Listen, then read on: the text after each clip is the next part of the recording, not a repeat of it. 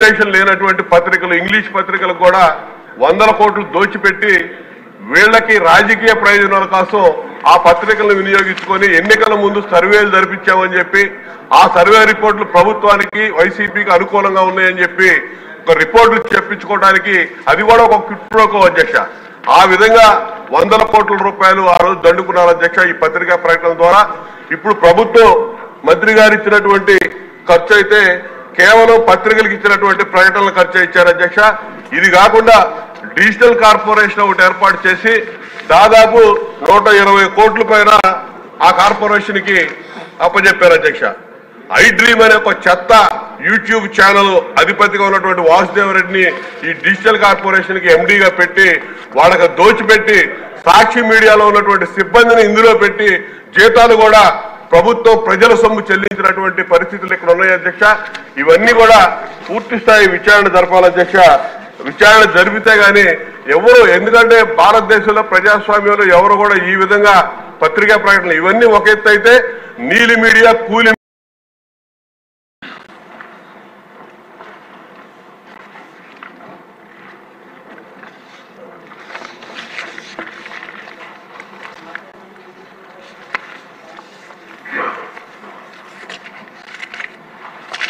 అధ్యక్ష,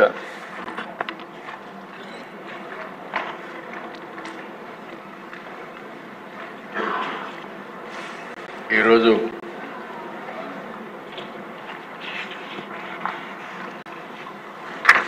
ఏదైతే ముఖ్యమైన సబ్జెక్ట్ అధ్యక్ష,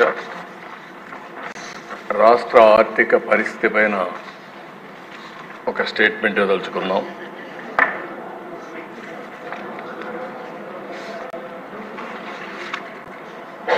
ఇక్కడ ఒకసారి చూస్తే అధ్యక్ష,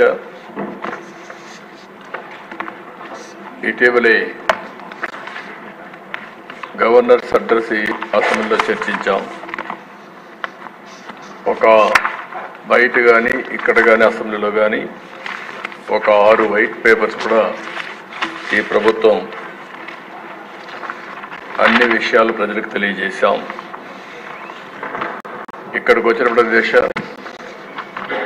అతి ముఖ్యమైనది ఆర్థిక వ్యవస్థ. డబ్బులు లేకపోతే ఏం చేయలేం. ఈరోజు ఏ విధంగా ఆర్థిక సంక్షోభంలో రాష్ట్రం ఉందో మీ ద్వారా, ఈ హౌస్ ద్వారా రాష్ట్ర ప్రజలకు తెలియజేయాలనే ఉద్దేశంతోనే ఈ స్టేట్మెంట్ ఇస్తున్నాను. ఎందుకంటే అధ్యక్ష దీనికి కొంత హిస్టారికల్గా కూడా కొంత వెనక్కి పోవాల్సిన అవసరం ఉంది. 14 నుంచి జరిగిన పరిణామాలు అవన్నీ కూడా ఒక అవగాహనకు వస్తే భవిష్యత్తులో ఏం చేయాలనేది మనందరికీ ఒక క్లారిటీ వస్తుందని చెప్పి తెలియజేసుకుంటూ నెక్స్ట్ స్లైడ్ అధ్యక్ష, ఏదైతే బైఫర్కేషన్ జరిగినప్పుడే చాలా మనకు సమస్యలు వచ్చాయి. బైఫర్కేషన్ జరిగినప్పుడు ఒక అన్సైంటిఫిక్, అన్జస్టిస్, ఇంజస్టిస్, అదే మాదిరిగా ఇర్రేషనల్ స్టేట్ బైఫర్కేషన్ ఆ రోజు జరిగిందని మనం చెప్పాం. స్టేక్ హోల్డర్స్ని ఎవరికి కాన్ఫిడెన్స్ తీసుకోలేకపోయారు. కొన్ని సమస్యలు వచ్చాయి. ఏదైతే ఆ రోజు చాలామంది పెన్షన్లు కూడా రావని భయపడే పరిస్థితికి వచ్చారు. అంత భయంకరమైనటువంటి, ఒక మాటలో చెప్పాలంటే ఎవరికి చెప్పకుండా బైఫర్కేషన్ చేయడం అనేది కనీసం చర్చ జరుగుంటే ఇంకా కొంత లాభం వచ్చేది. అది కూడా జరగలేదని ఆ రోజు మనందరి అభిప్రాయం. ఇంకొక పక్కన అధ్యక్ష ఈ రాష్ట్రంలో అర్బన్ ఏరియాస్ తక్కువ ఉన్నాయి, సిటీస్ లేవు.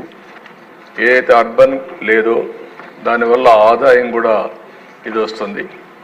రాజధాని హైదరాబాద్గా అభివృద్ధి కావడం, ఆ రాజధాని తెలంగాణ రాష్ట్రానికి వెళ్ళడం, తద్వారా మనకు ఆర్థిక ఇబ్బందులు వచ్చాయి. నెక్స్ట్ స్థూలంగా అధ్యక్ష ఒకసారి మీరు చూస్తే ఆ రోజు విభజన సమయంలో ఆంధ్రప్రదేశ్ మనకు వచ్చిన ట్యాక్స్ అంతా కూడా 46% అధ్యక్ష.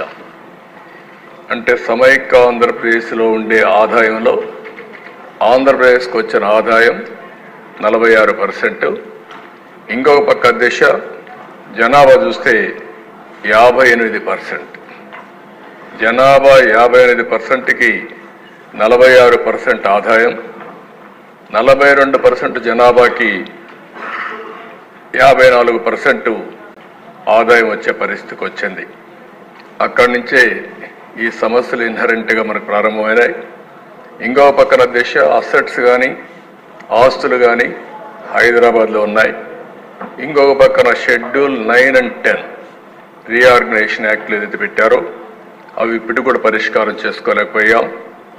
ట్యాక్స్ రీఫండ్ దిశ కంపెనీలన్నీ హైదరాబాద్లో పెట్టాం. రిజిస్ట్రేషన్ ఆఫీసులు హైదరాబాద్లో ఉంటాయి, ఆపరేషన్స్ ఇక్కడ ఉంటాయి. ఒక ఉదాహరణ మీరు చూస్తే కృష్ణపట్నం పోర్ట్ ఇక్కడ ఉంటుంది, రిజిస్ట్రేషన్ ఆఫీస్ హైదరాబాద్లో ఉంది.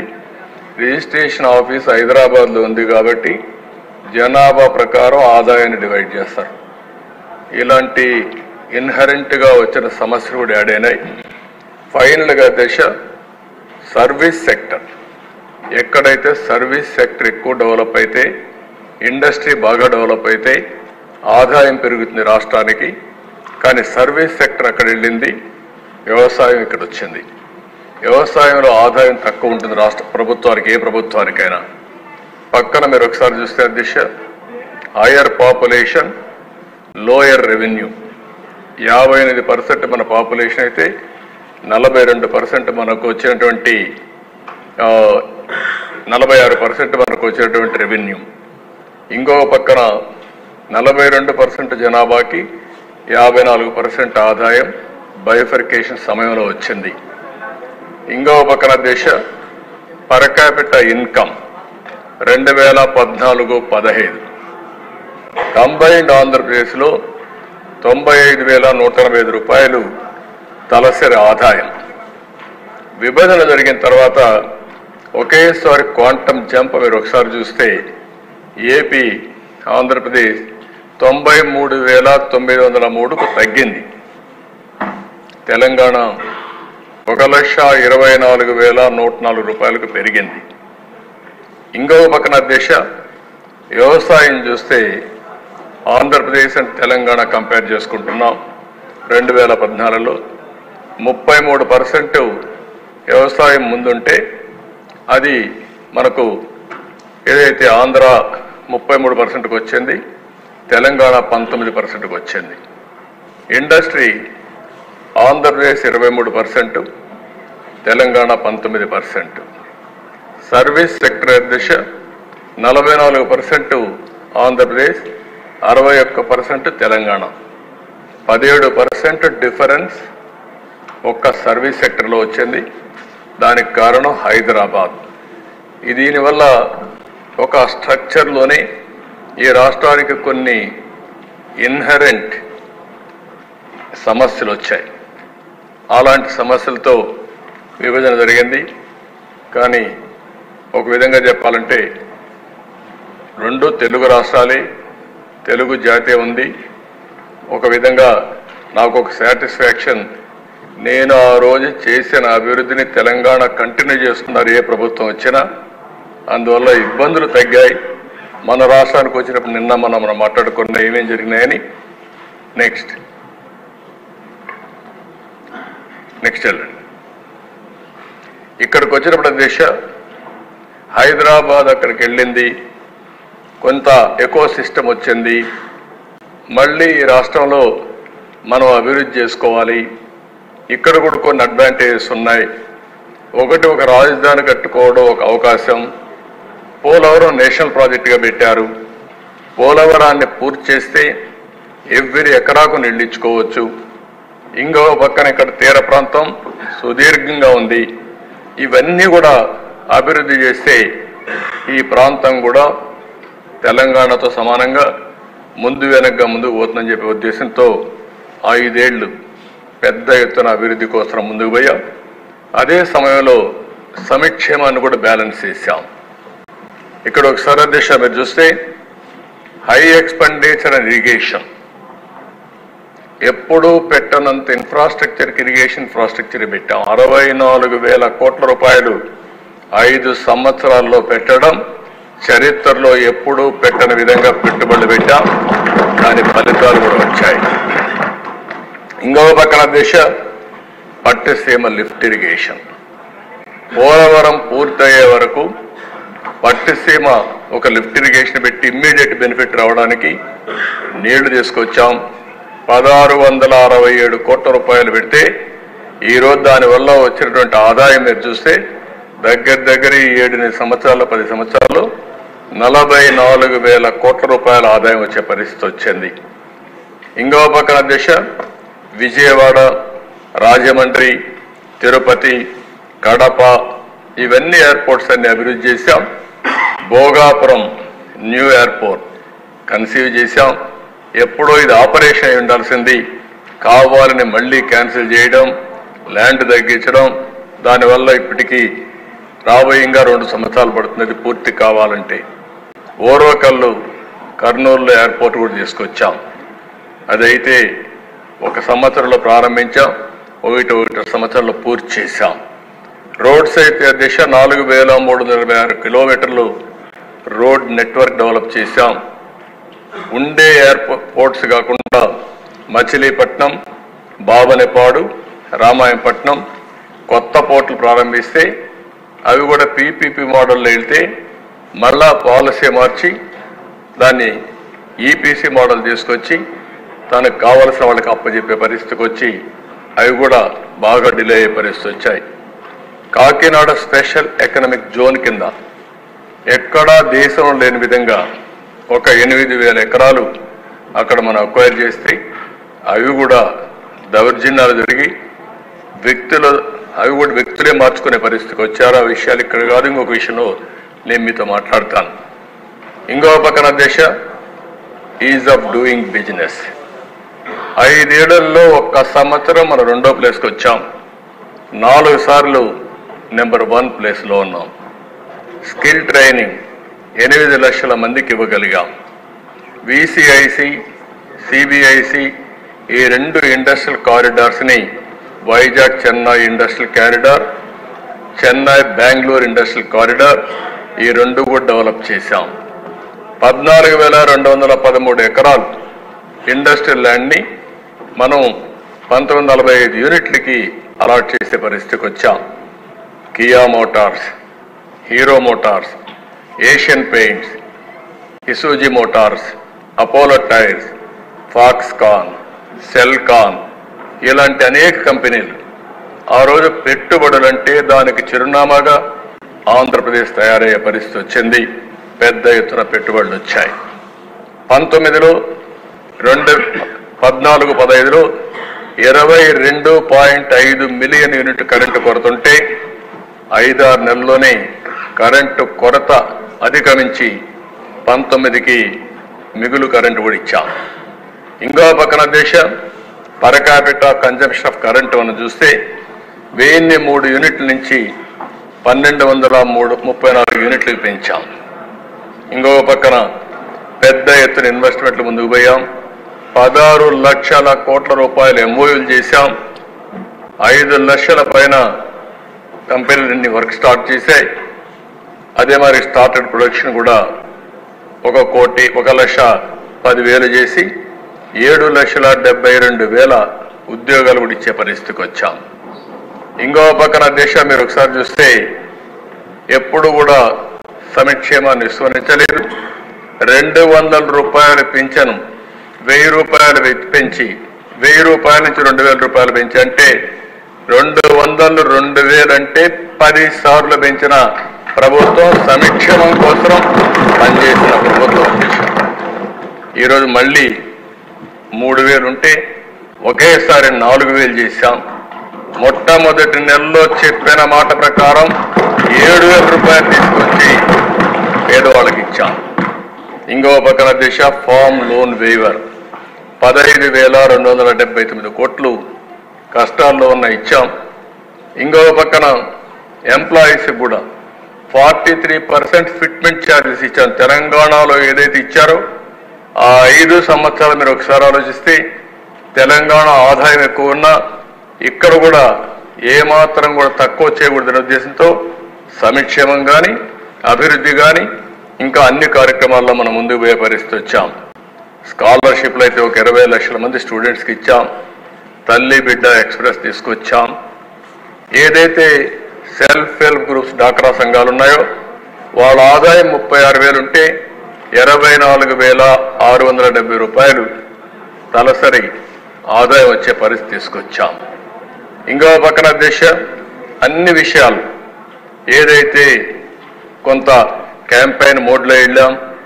బడి పిలుస్తోంది, పేదరికంపై గెలుపు, ఆరోగ్యం, పరిశుభ్రం, నీరు చెట్టు, పొలం పిలుస్తోంది, ఇలాంటి అనేక కార్యక్రమాలు తీసుకొని మనం ముందుకు పోయి సంక్షేమ కార్యక్రమాలకి ఎన్ని ఇబ్బందులున్నా 34% బడ్జెట్లో సంక్షేమానికి ఖర్చు పెట్టాం. ఇది అదే ఎకో సిస్టమ్ కంటిన్యూ అంటే మనకి ఈరోజు ఇబ్బందులు వచ్చేటివి కాదు. నెక్స్ట్ ఇక్కడికి వచ్చినప్పుడు చూసే దేశ వాటర్ విషయంలో నేను ముందే చెప్పాను, ఒక్క 48,000 కోట్ల రూపాయలు ఇరిగేషన్ బడ్జెట్లో ఖర్చు పెట్టాం. 20,000 కోట్ల రూపాయల నీరు చెట్టు నరేగాలో ఖర్చు పెట్టాం. ఇంకో పక్కన మీరు చూస్తే 32,30,000 ఎకరాలు ఆయకట్టు స్థిరీకరించాం. 42,208 ట్యాంకుల్ని అభివృద్ధి చేశాం. 11,30,000 ఎకరాలు కొత్త ఆయకట్టు తీసుకొచ్చాం. అదే మార్గ దేశం నేను మునిపే చెప్పాను, పట్టిసీమ కనపడుస్తుంది. ఇప్పుడు కూడా నీళ్ళైతే గలగలలాడుతూ వస్తున్నాయి. కృష్ణమ్మకు, గోదావరి నుంచి కృష్ణమ్మకు 2 నదుల అనుసంధానం చేసింది. మొట్టమొదట నదుల అనుసంధానం జరిగింది ఈ రాష్ట్రంలో జరిగింది. కానీ 5 ఏళ్ళు ఆగిపోయింది. పట్టిసీమ కూడా ఆపరేట్ చేయలేదు. పట్టిసీమ ఆపరేట్ చేస్తే నాకెక్కడ మంచి పేరు వస్తుందో, లేకపోతే నేనెక్కడ దాన్ని కూడా ఆపేసిన దుర్మార్గమైన ప్రభుత్వం 5 ఏళ్ల దిశ. కదా నీళ్లు కూడా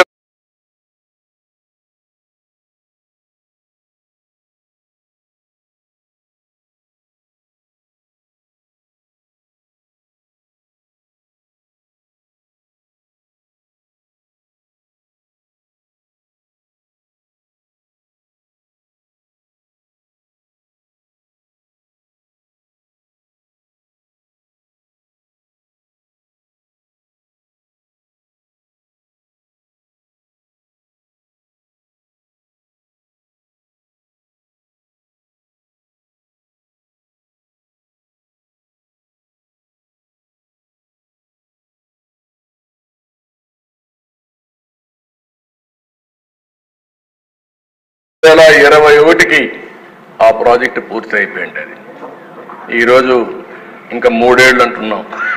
అంటే 27కి వస్తుందా, 28కి వస్తుందా? నిన్ననే అత్యవసరమైన పరిస్థితిలో పోలవరం డయాఫామ్ వాళ్ళు దెబ్బతింటే గవర్నమెంట్ ఆఫ్ ఇండియా ఒక ఎక్స్పర్ట్ కమిటీ వేశారు. వేరే దేశాల నుంచి పిలిపించి, అమెరికా, కెనడా దేశాల్లో ఉండే ఎక్స్పర్ట్స్ పిలిపించి ఒపీనియన్ తీసుకున్నారు. వాళ్ళు చాలా స్పష్టంగా చెప్పారు, మళ్ళీ పోలవరానికి ఏమాత్రం ఇబ్బంది లేకుండా ఉండాలంటే ప్యారలల్గా మళ్ళా న్యూ డయాఫామ్ వాల్ కట్టాలని. అంటే మనందరం గుర్తుపెట్టుకోవాల్సింది, ఒరిజినల్గా డయాఫామ్ వాల్ కట్టింది 446 కోట్లు. అదే రిపేర్లు 3 దిక్కలు జరిగాయని చెప్పి ఒక రిపోర్ట్ వచ్చింది. ఆ 3 రిపోర్ట్లు చేస్తే 447 కోట్లు అవుతుంది. అయితే ఇది గ్యారంటీ లేదు. అందుకని వాళ్ళు రికమెండ్ చేసింది గోదావరి ఒకేసారి 50 లక్షల క్యూసిక్స్ ఆఫ్ వాటర్ ఓసారి వచ్చే అవకాశం ఉంది. పెద్దగా వస్తే పీక్ పీరియడ్లో దీనికి డిజైన్ చేసింది 50 లక్షల క్యూసిక్స్ ఆఫ్ వాటర్. మనం అందరం మాట్లాడుకుంటున్నాం 3 గేజెస్ చైనాలో, ప్రపంచంలోనే పెద్ద ప్రాజెక్ట్ అని. దానికంటే ఎక్కువ వాటర్ వచ్చే పెద్ద ప్రాజెక్టు గోదావరి. అలాంటి గోదావరిలో కానీ ప్రమాదం వస్తే మళ్ళా చాలా ఇబ్బందులు వస్తాయనే ఉద్దేశంతోనే ఏమాత్రం రిస్క్ తీసుకోకూడదనే ఉద్దేశంతో 990 కోట్ల రూపాయలు ఖర్చు పెట్టి న్యూ డయాఫామ్ వాల్ కన్స్ట్రక్ట్ చేసే పరిస్థితికి వచ్చాం. అదే నిన్న రికమెండ్ చేశాం క్యాబినెట్లో. అంటే ఒక దుర్మార్గమైన పాలన చెప్తే వచ్చుంటే ఇవన్నీ ఉంటే బాగుంటాయి, కానీ ఇనే ఓపిక లేదా ఉండే 10 మందికి కూడా. ఈరోజు మనం గుర్తుపెట్టుకోవాలి, ఒక దుర్మార్గమైన పాలన వల్ల 466 కోట్ల రూపాయలతో అయిపోయిన ప్రాజెక్ట్ని ఈరోజు 990 కోట్ల రూపాయలు ఖర్చు పెట్టే పరిస్థితికి వచ్చింది. కాలయాపన 221కి అయిపోయే ప్రాజెక్టు 2027-28కి పోస్ట్ పోన్ అయ్యే పరిస్థితి వచ్చింది. అదర్ ప్రాజెక్ట్స్ అధ్యక్ష, ఆ రోజు మీరు చూస్తే పురుషోత్తపట్నం లిఫ్ట్ ఇరిగేషన్ 2,15,000 ఎకరాలు, బొడ్డేపల్లి రాజగోపాలరావు వంశధార 2,10,000 ఎకరాలు, హంద్రి నివాసు జల స్రవంతి 1,93,000 ఎకరాలు, సర్దార్ గౌతలచ్చన్న తోటపల్లి 1,64,000 ఎకరాలు, శ్రీ కృష్ణదేవరాయ గాలేరు నగరి సుజల స్రవంతి 65,000 ఎకరాలు, కందుల ఓబుల్ రెడ్డి గుండ్లకమ్మ 60,000 ఎకరాలు. ఇవన్నీ కూడా న్యూ ఆయకట్టు క్రియేట్ చేసింది ఆనాటి తెలుగుదేశం ప్రభుత్వం. నెక్స్ట్ ఇంకో పక్క దేశ ఇరిగేషన్ కాన్సన్ట్రేషన్ పెట్టాం. రెండోది న్యూ ఎపిక్ సెంటర్ గ్రోత్ పెట్టి అమరావతి అధ్యక్ష, ఈ ప్రాజెక్ట్ను చూస్తే ఎంత బాగుందో ఒకసారి చూడండి. వరల్డ్ బెస్ట్ సిటీగా తయారైంది. ఈరోజు దేశంలో ఒక ఆస్పిరేషన్ ఉంది, కొత్త నగరాలు రావాలని. ఇప్పుడు వచ్చిన నగరాలన్నీ చాలా పూర్వం వచ్చినటి. ఆ రోజు హైదరాబాద్ సికింద్రాబాద్ 2 నగరాలుంటే నేను సైబరాబాద్ నగరాన్ని యాడ్ చేశాను. ఇన్ఫర్మేషన్ టెక్నాలజీకి ప్రాధాన్యత ఇవ్వాలని ఆ పేరు నేనే పెట్టాను. బిల్ క్లింటన్ వచ్చాడు, ఆ రోజు ఇనాగరేషన్ చేసే పరిస్థితికి వచ్చాం. ఈరోజు అమరావతి అధ్యక్ష, ఆ రోజు కానీ ఇదే స్పీడ్లో కానీ జరిగి ఉంటే ఆర్టిఫిషియల్ ఇంటెలిజెన్స్ సిటీగా తయారయ్యేది. Amaravati first letter A, last letter I. అక్కడ హైదరాబాద్, సికింద్రాబాద్, సైబరాబాద్. ఇక్కడ అమరావతి దేవతల రాజధాని, ఆర్టిఫిషియల్ ఇంటెలిజెన్స్ రాజధానిగా తయారై ఉండేది. దాన్ని దుర్మార్గులు దెబ్బతీసే పరిస్థితికి వచ్చారు.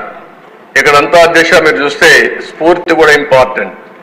34,400 ఎకరాలు, 29,966 మంది రైతులు ఒక్క డిస్ప్యూట్ లేకుండా పూర్తిగా వాలంటరీగా స్వచ్ఛందంగా ముందుకొచ్చి ఈ ల్యాండ్ ఇచ్చే పరిస్థితికి వచ్చారు.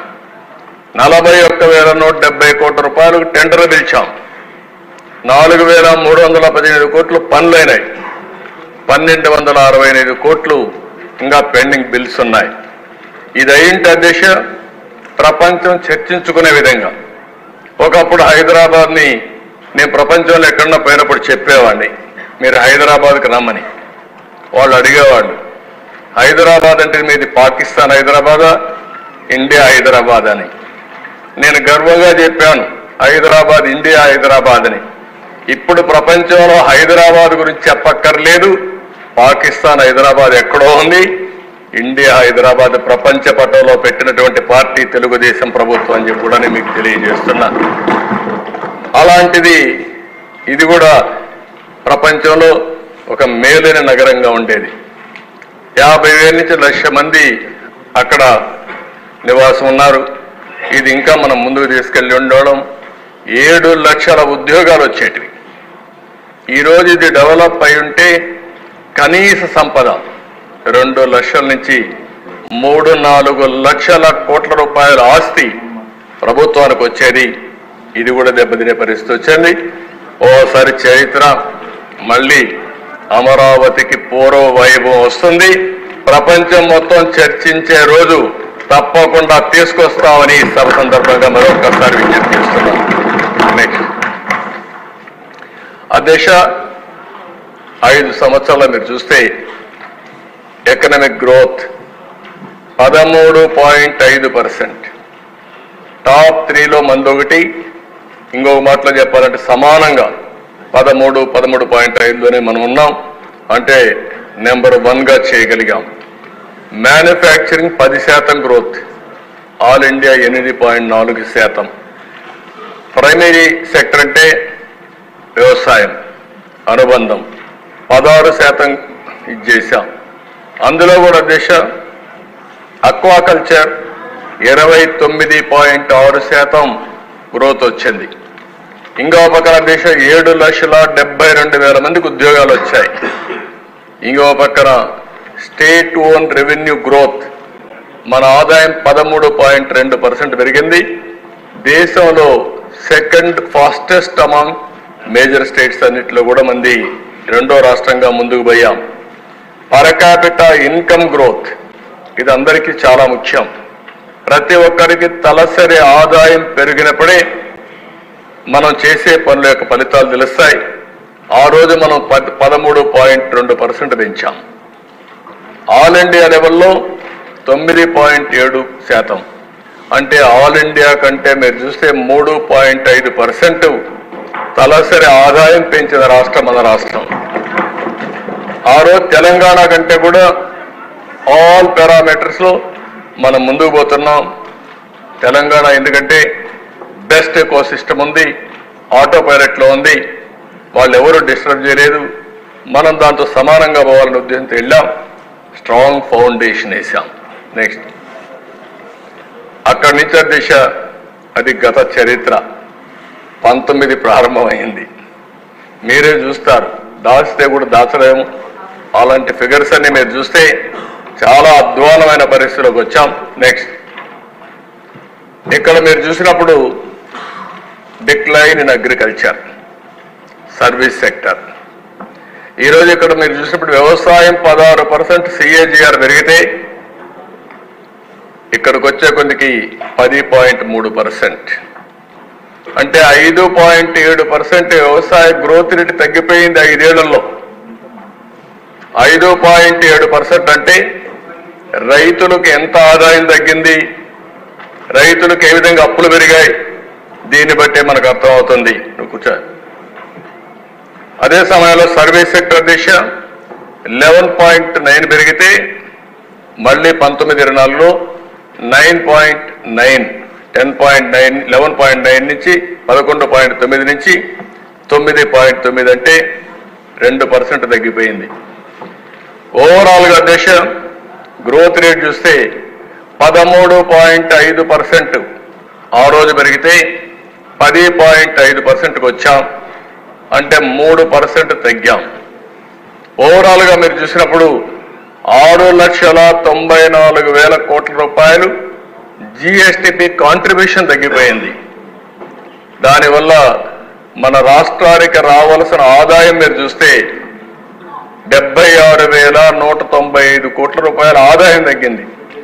ఎప్పుడు కూడా మనం గుర్తుపెట్టుకోవాల్సింది, సంపద సృష్టిస్తే ఆ సంపద వల్ల రాష్ట్రానికి ఆదాయం వస్తుంది, వ్యక్తుల ఆదాయం పెరుగుతుంది.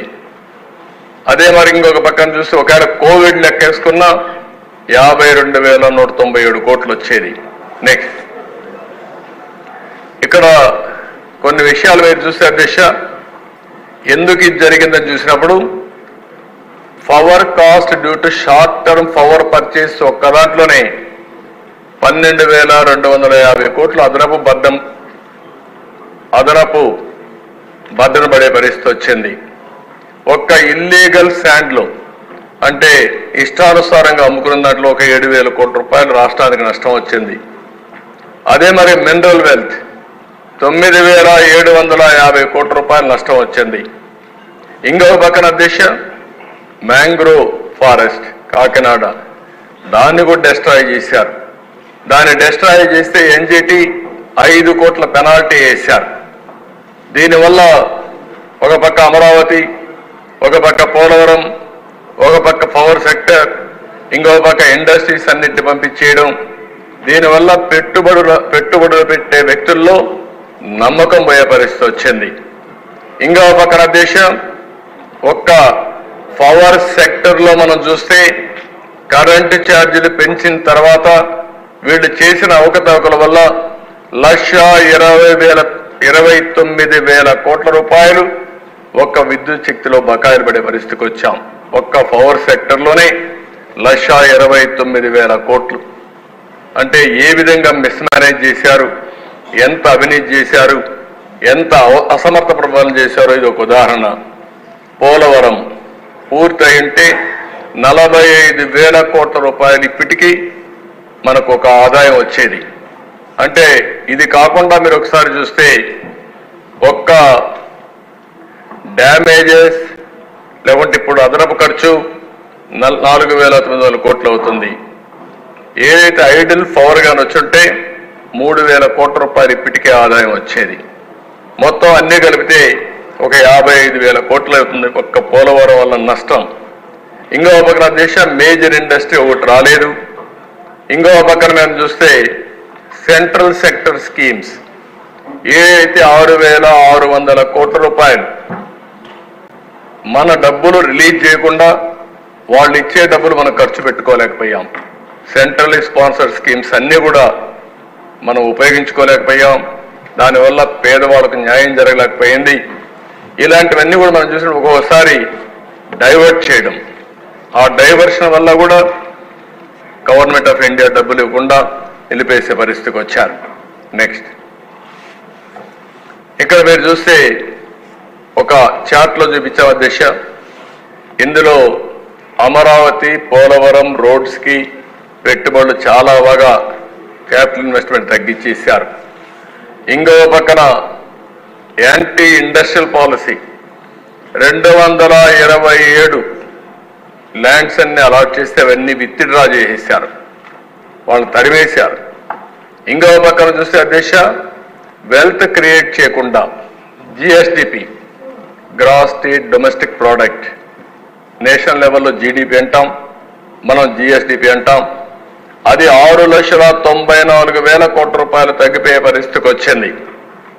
దీనివల్ల 76,000 కోట్ల రూపాయల ఆదాయం తగ్గిపోయే పరిస్థితికి వచ్చింది.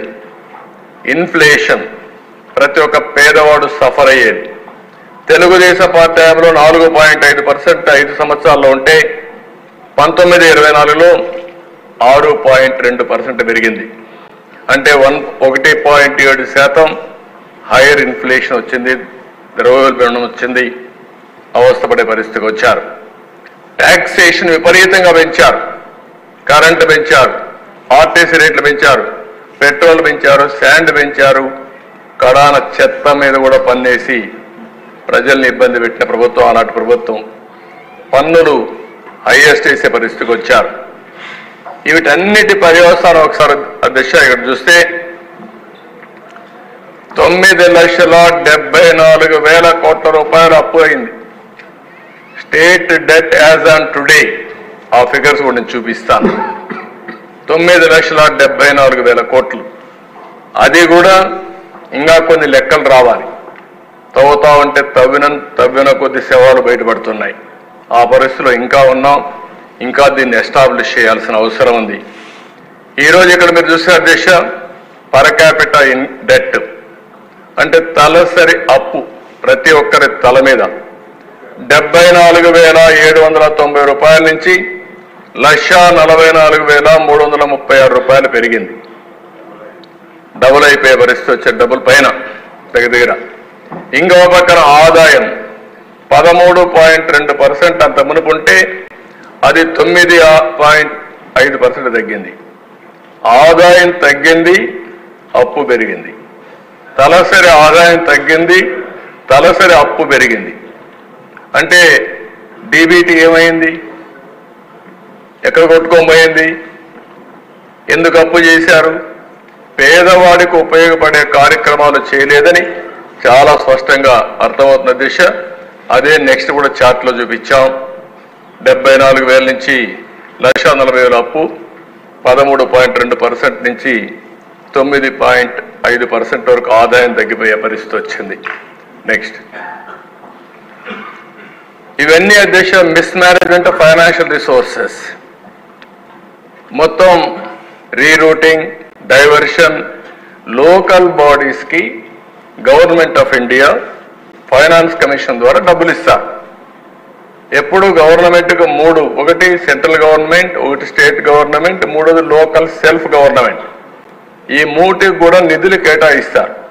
కేంద్రం కూడా రాష్ట్రానికి ఇస్తే ఆ డబ్బులన్నీ కిందికి చేరవనే ఉద్దేశంతో ఏదైతే 74, 75 అమెండ్మెంట్ తీసుకొచ్చి నేరుగా సర్పంచులకి పంచాయతీల డబ్బులు పంపించారు. అవి కూడా డైవర్ట్ చేసే పరిస్థితికి వచ్చారు.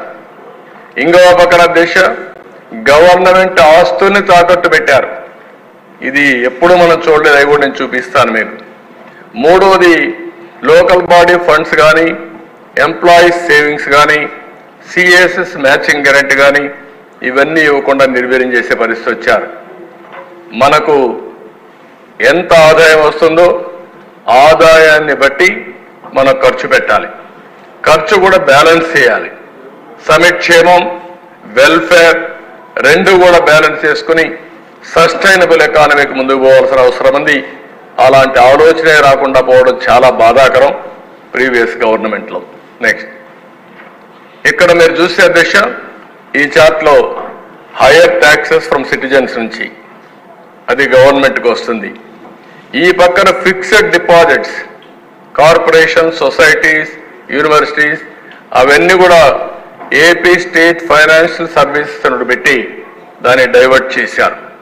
ఆ డబ్బులు మళ్ళీ స్టేట్ డెవలప్మెంట్ కార్పొరేషన్ తీసుకొచ్చారు. ఇంకొక పక్కన అప్పులన్నీ తీసుకొని ఆ అప్పులన్నీ కూడా స్టేట్ డెవలప్మెంట్ కార్పొరేషన్ పేరు పెట్టి అప్పులు చేయడం మొదలుపెట్టారు. ఆస్తుల్ని తాకట్టు చేయడం మొదలుపెట్టారు. ఇది కాకుండా భవిష్యత్తులో వచ్చే ఆదాయాలు మద్యపాన నిషేధం చెప్పారు. కడాన మద్యపాన నిషేధం చేయకపోతే పోయారు. కానీ మద్యపాన నిషేధాన్ని 25 ఏళ్లకు తాకట్టు పెట్టి వచ్చే ఆదాయాన్ని కూడా ప్రోగ్రాంలకు ఇచ్చే పరిస్థితికి వచ్చారు. మొత్తం డైవర్ట్ చేసే పరిస్థితికి వచ్చారు. నెక్స్ట్ ఈరోజు డిపార్ట్మెంట్స్ దగ్గర 12 డిపార్ట్మెంట్స్ 4,738 కోట్లు 3,645 కోట్ల రూపాయలు ఇప్పటికే మొత్తం తీసుకునింది 4,738. ఇంకా బ్యాలెన్స్ అమౌంట్ 3,645 కోట్లు ఉంది. అంటే 33 డిఫరెంట్ ఆర్గనైజేషన్స్లో ఉండే డబ్బంతా తీసుకునే పరిస్థితికి వచ్చారు. ఇవన్నీ కూడా ఎంప్లాయీస్ ప్రావిడెంట్ ఫండ్లో వచ్చినటివి, లేకుంటే డిఫరెంట్ సోర్సెస్ ద్వారా వచ్చేటన్నీ కూడా అన్నిట్లో మీరు చూస్తే Srinidhi, AP mineral development corporation, NTR university of health services, నిగ్డెట్, కృష్ణపట్నం ఇండస్ట్రీ సిటీ డెవలప్మెంట్, అదే మరిగా AP building and other construction workers welfare board, AP medical education research corporation, board of intermediate education, AP industrial development corporation, AP general insurance corporation, pollution control బోర్డులో ఉండే 100 రూపాయలు కూడా తీసేసుకునే పరిస్థితికి వచ్చారు. అంటే ఎక్కడ ఒక్క రూపాయి లేకుండా ఊడ్ చేశారు. మనం ఎక్కడన్నా వాళ్ళు డే టు డే ఖర్చులు పెట్టుకునే డబ్బులు కూడా వీళ్ళు డైవర్ట్ చేసి ఖర్చు పెట్టేసే పరిస్థితికి వచ్చారు. అంటే మెయిన్గా ఇవన్నీ కూడా డైవర్షన్ ఆఫ్ ఫండ్స్ ఇన్స్టిట్యూషన్స్ నుంచి టోటల్ రిసీవ్డ్ వాళ్ళకు తీసుకునేది 4,735 కోట్లు తీసుకున్నారు. బ్యాలెన్స్ అమౌంట్ 3,645 కోట్లు ఉంది. ఇంకా అక్కడ మీరు చూస్తే ఏదైతే తీసుకున్నారో మొత్తం కూడా 1,200 కోట్లు టోటల్ రిసీవ్ చేసుకున్నారు. బ్యాలెన్స్ అమౌంట్ 736 కోట్లు. ఇట్లా వేరియస్ డిపార్ట్మెంట్స్ అన్ని ఇప్పుడు ఎన్టీఆర్ హెల్త్ యూనివర్సిటీ 400 కోట్లు అయిపోయినాయి. అట్లా ఆ యూనివర్సిటీలో పిల్లలు కట్టిన ఫీజులు కూడా ఆ యూనివర్సిటీ డెవలప్మెంట్ కోసం కార్పస్ కోసం పెట్టుకొని డెవలప్ చేస్తాం. అవి కూడా లాగేసే పరిస్థితికి వచ్చారు. అంటే ఆల్ ఇన్స్టిట్యూషన్స్ అన్ని వీకెన్ అయిపోయాయి. డే టు డే ఎక్స్పెండిచర్ కూడా డబ్బులు లేని పరిస్థితి తీసుకొచ్చారు. నెక్స్ట్ ఇక్కడ భవిష్యత్ ఆదాయం ఏపీ ఎస్బిసిఎల్, ఏపీ ఎస్డిసి పేరు పెట్టి లిక్కర్ సేల్స్, ఒక పక్క సిటిజన్స్, హై కాస్ట్, లో క్వాలిటీ లిక్కర్ నిన్నంతా నేను ఎక్స్ప్లెయిన్ చేశాను. ఇక్కడ వ్యాట్ వేశారు. వ్యాట్ కూడా స్పెషల్ మార్జిన్ పేరుతో వ్యాట్ నుంచి ఆ ఫండ్స్ని డైవర్ట్ చేశారు స్పెషల్ మార్జిన్ పేరుతో. ఆ డబ్బులు ఇప్పటికీ 20,676 కోట్ల రూపాయలు డైవర్ట్ చేసి ఏపీఎస్బిసిఎల్ యాజ్ స్పెషల్ మార్జిన్ వేసి గవర్నమెంట్కి ఇచ్చారు. ఇంకొక పక్కన అడిషనల్ రీటైల్ ఎక్సైజ్ ట్యాక్స్ అదేసి 14,275 కోట్ల రూపాయలు ఇప్పటి వరకు ఎస్క్రో ఇచ్చారు. నేరుగా ఎస్క్రో ఇచ్చి గవర్నమెంట్కి వస్తుంది, ట్రెజరీకి 1 డే ప్లస్ అని పెట్టి నెక్స్ట్ డే ఈ డబ్బులంతా అప్పులకు వెళ్ళిపోతుంది. మొత్తం కలిసి ఎక్కడికి వచ్చింది గవర్నమెంట్కి రావడం. ఇవన్నీ కూడా 15 years రెవెన్యూని డైవర్ట్ చేయడం కోసం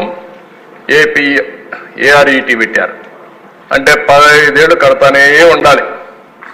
మనం కూడా ఇంకా ఈ రోజు నుంచి మనకు వచ్చిన ఆదాయం కాస్తో కోస్తో ఎక్సైజ్లో వస్తే అప్పులు కట్టడానికి సరిపోతుంది. 15 ఏళ్ళు నువ్వు కాదు, అందరూ కట్టాల్సిందే. సావరన్ గవర్నమెంట్ అంటే ఎవరు చేసిన తప్పులున్నా అది ప్రజల మీద చేసిన తప్పులే, భారం కూడా ప్రజల కోసం పెట్టిన వారాలే. ఇప్పుడు ఇంకా 15 ఏళ్ళు ఆ డబ్బులు వెళ్తానే ఉంటుంది ఆ రూటు.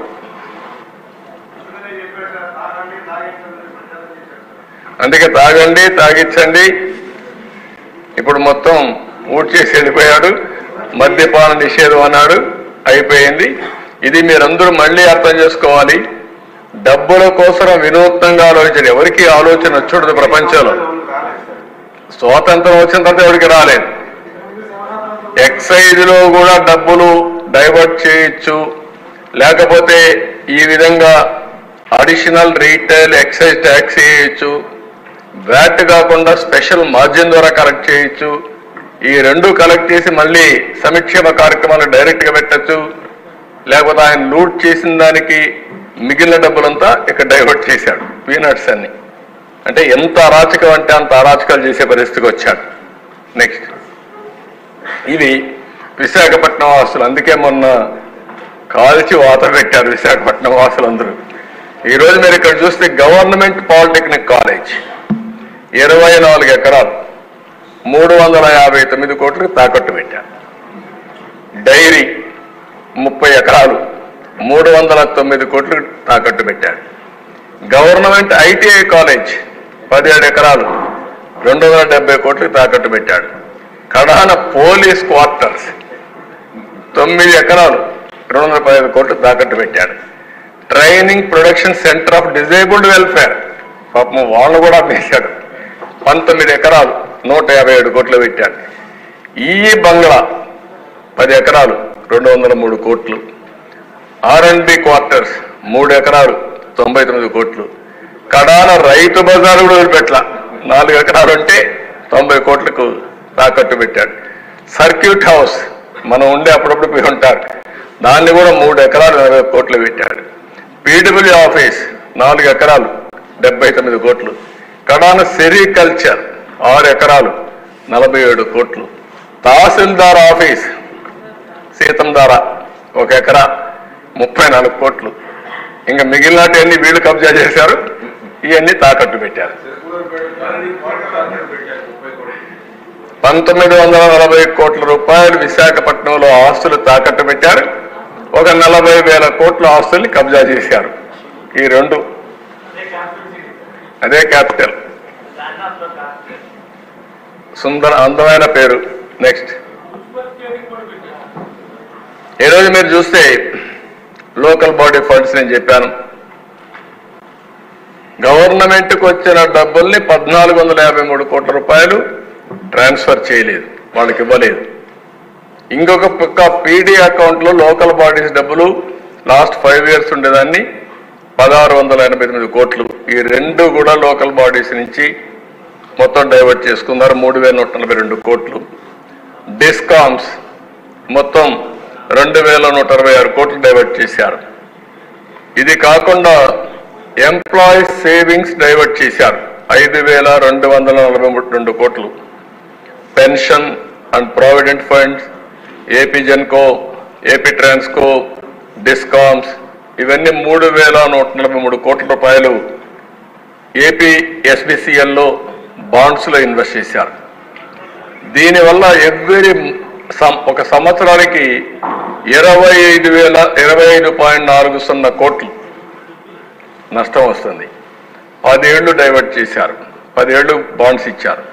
10 × 20 చేసుకుంటే ఆ ఎంప్లాయీస్ నష్టం 250 కోట్లు. వాళ్ళు ఎక్కడైతే ఇన్వెస్ట్ చేశారో అక్కడే ఉంటే అదనంగా 250 కోట్ల రూపాయలు వాళ్ళకి లాభం వచ్చేది. అలాంటిది తక్కువ ఇంట్రెస్ట్తో 250 కోట్ల రూపాయలు నష్టం చేసే పరిస్థితికి వచ్చారు.